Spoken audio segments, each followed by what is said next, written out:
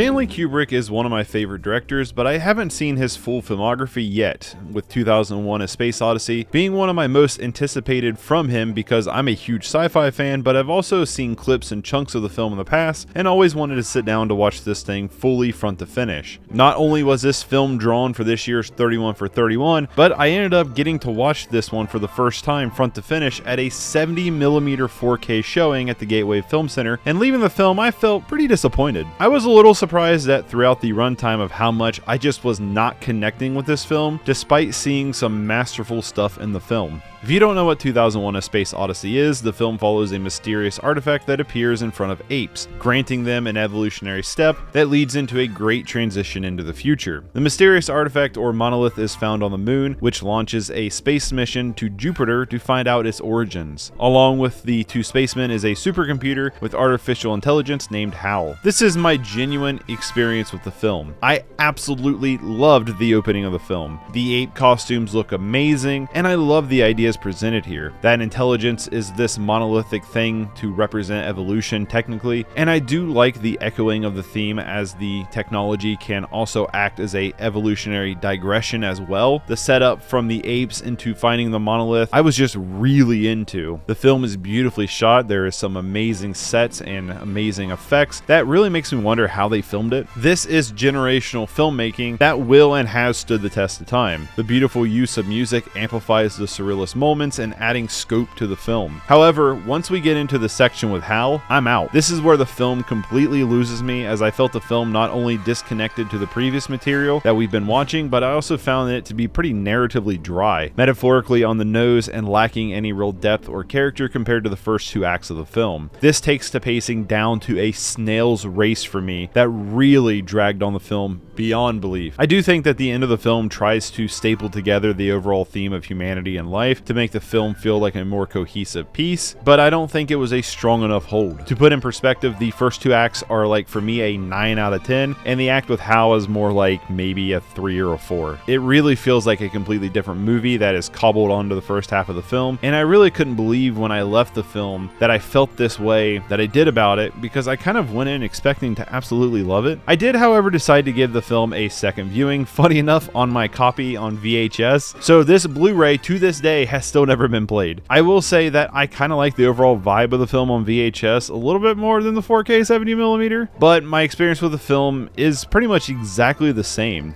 I felt the exact way during my second viewing of the film as I did my first. Nothing changed for me. I still feel like the characters are paper thin, the film leans into its amazing visuals for most of the film's themes, and there's a lot of moments that it really works, but there's nothing really here that I feel like I latched onto besides the first half of the film or so. I really do feel like when the act with HAL comes into play, it really brings the film for me to a grinding halt, trying to present its conclusions to the film's themes that felt pretty underwhelming. The exploration of humanity, life, and technology starts off with so much intrigue, but that interest becomes fleeting as the exploration turns more into a stalemate of shallow conclusions that honestly makes the film super forgettable to me. If the film didn't have such a strong presentation visually and musically, then for me it would have been super forgettable. And still, even though this might be my least favorite Kubrick I've seen so far, I can understand completely why people would love this film, and maybe I'm just kind of missing the big picture on this one, but for right now, I think I'm just going to stick with a 6 out of 10 for this one.